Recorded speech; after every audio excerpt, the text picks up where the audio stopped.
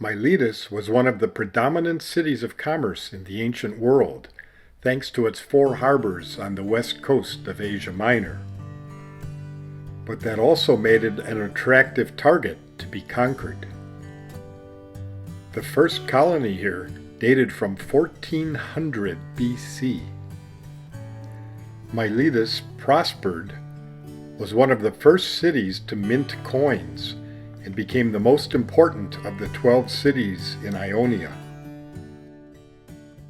Great harbor. And this was the most important of all the Ionian cities. But with the Persian invasion in 494 BC, Athens became the cultural center and the most important, of all the city-states.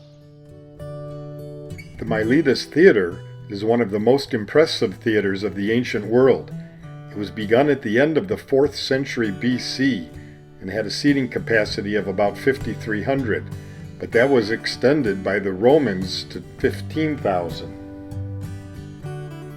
These ruins stand over 90 feet tall, but in the Roman period there was another 30 feet added to its height.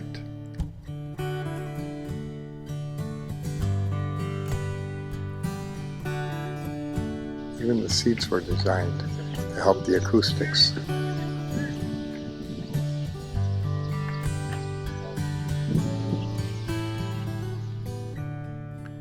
All of the fertile fields you see beyond the structures used to be ocean, but the Meander River over the many centuries silted in, and the sea is now 5 miles away.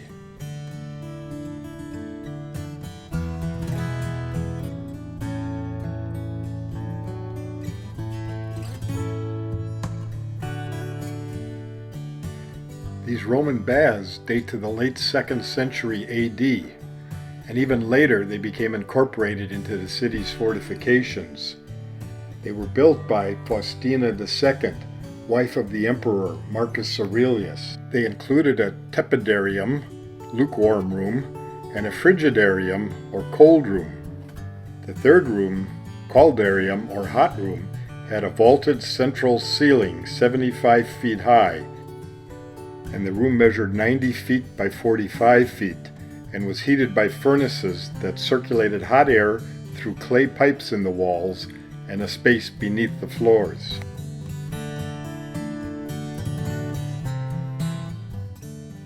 Paul visited Miletus at the conclusion of his 3rd and final missionary journey.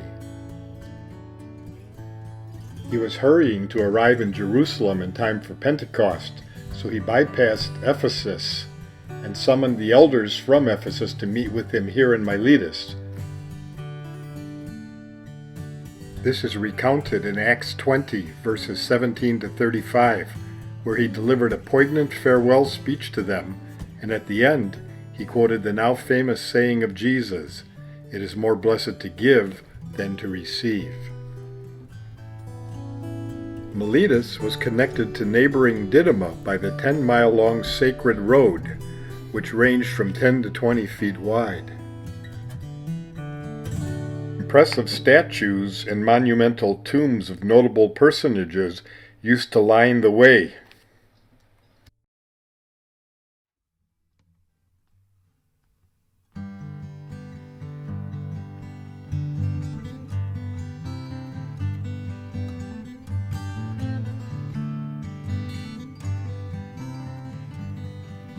It's a couple-block walk through the modern city on this narrow cobblestone road to reach Didyma's sole remaining ruin, the shrine to Apollo. This shrine was a notable rival to the famous Temple of Apollo at Delphi, where the Oracle of Delphi was famed for her pronouncements. The hope of having these same type of prophecies brought thousands of pilgrims to Didyma to find answers to their future, and also brought fame and wealth to the Temple of Apollo here. The construction of this temple was begun in 313 BC over the site of the archaic temple, which was built in the 6th century BC, but destroyed in 494 BC by the Persians. 14 steps lead up to the platform, where a forest of 122 columns surrounded the temple. Only 3 remain standing today. The columns stand 70 feet tall and weigh 70 tons and are 6 feet in diameter at the base. From ground level, the complete temple structure stood a total of 90 feet tall.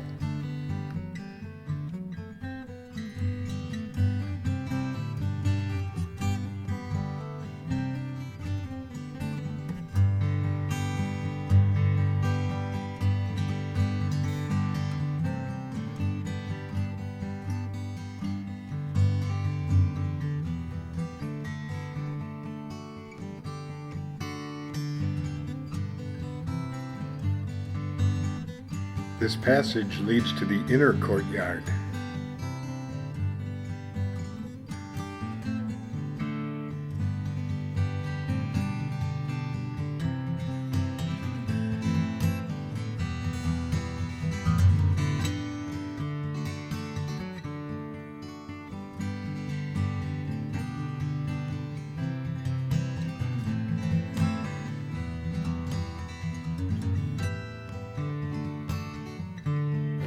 Apollo and Artemis.